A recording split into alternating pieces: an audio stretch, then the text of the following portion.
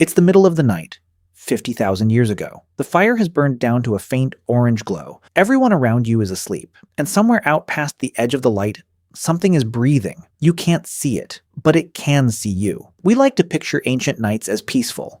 Stars overhead, a warm fire, stories passed around the circle. And that part is real, but it's not the whole story. For almost all of human history, the night was the single most dangerous time to be alive. And here's the strange part. Your body still knows it. Start with a simple, brutal fact. In the dark, humans are nearly useless. Our eyes are built for daylight. Pack them with cones for color, for detail, for spotting ripe fruit and a friend's face across a field. But at night, all of that becomes dead weight. We have no mirror behind the retina to catch stray light the way a cat does. No glow in the eyes when the fire hits them. Step 10 feet beyond the flames and you are, functionally, blind. Now think about who you were sharing that darkness with. Leopards, hyenas, lions, every one of them built for exactly the conditions that crippled you. Better eyes, silent feet, and a quiet preference for hunting the moment the sun goes down. For a long time, we told ourselves a flattering story. That early humans were the hunters, the apex predator, the top of the food chain from the start. The skulls say otherwise. In a cave in South Africa called Swartkrans, paleontologists found the skull of a hominin child. Punched into the back of it were two neat, round holes. For years, no one could explain them. Until someone held up the lower jaw of a leopard. The fangs slid into those holes perfectly. That child wasn't buried, it was eaten. Dragged up a tree in the dark, the way leopards still cache a kill today, and dropped into the cave below. For most of our history, when the sun went down, we weren't the hunters. We were the meat. So sit with the real problem. You're a slow, half-blind ape. You can't climb as well as your ancestors. You sleep on the ground, or in a shallow cave. And every single night for 300,000 years, the things that want to eat you get the home field advantage. How does a creature like that survive even one night, let alone 100,000 of them? Not with fire alone.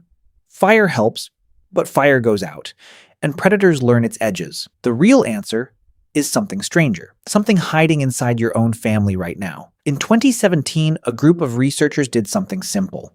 They went to live with the Hadza, a community in Tanzania who still hunt and gather much the way humans have for tens of thousands of years. And for weeks, they tracked exactly when each person slept. What they found should be famous. Across more than 200 hours of sleep, watched night after night, there were only about 18 minutes total when every single person was asleep at the same time. 18 minutes. Out of weeks.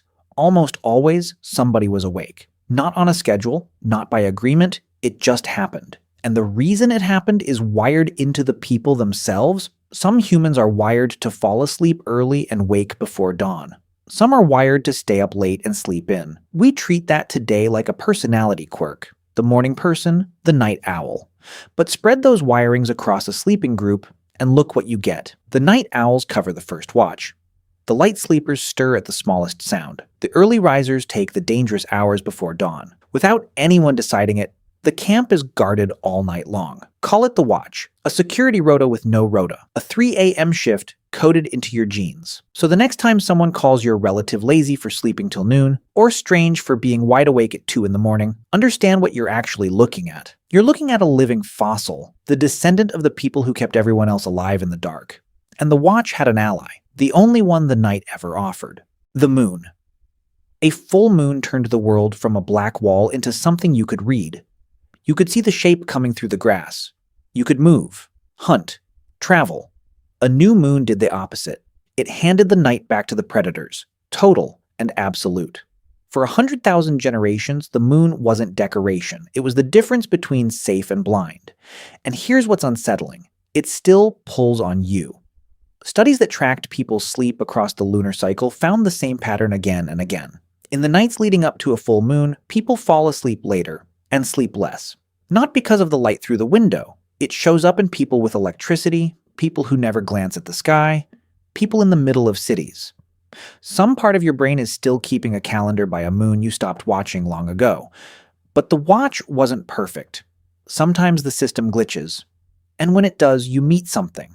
You wake in the dark, and you can't move.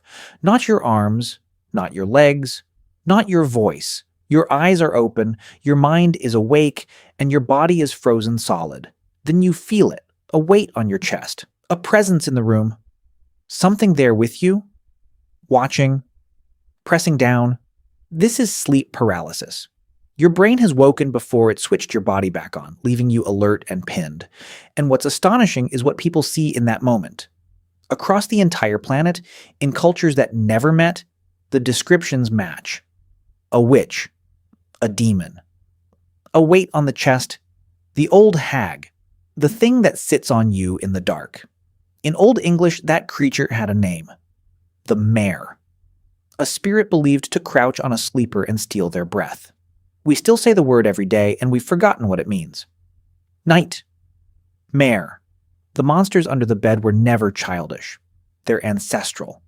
Because a child afraid of the dark isn't afraid of the dark itself. They're afraid of what the dark might be hiding. And for 300,000 years, that fear was simply correct. So we did the unthinkable. We flipped the night inside out. We lit the streets, then the houses, then the whole world, until darkness became something you have to go searching for. We declared the long war over. And in almost every way that matters, we won. But the fear didn't get the message. You still check the dark hallway before you turn your back to it. You still feel watched in an empty room at night.